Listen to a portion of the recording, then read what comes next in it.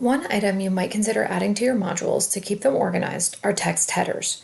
You'll notice in this long module, I've got a couple of text headers.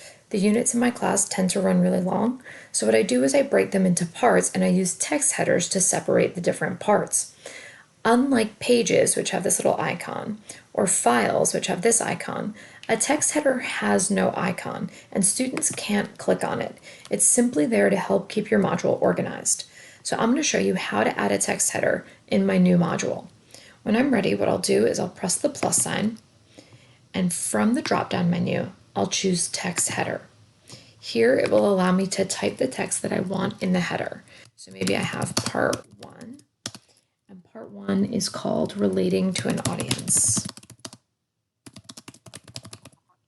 It'll ask me if I want to indent. The way I've set up my organization, I don't. So I'm going to add that item in. And now I've got my text header. Notice, like everything else in a module, a text header is not live until you choose to publish it for your students. Let's say I made a mistake and I want to change my text header.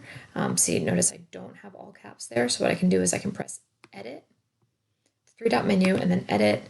And now I'm just going to go lowercase, so that there's uniformity and consistency in my module. When I press update, I'll see the change reflected, and when I'm ready, I can publish.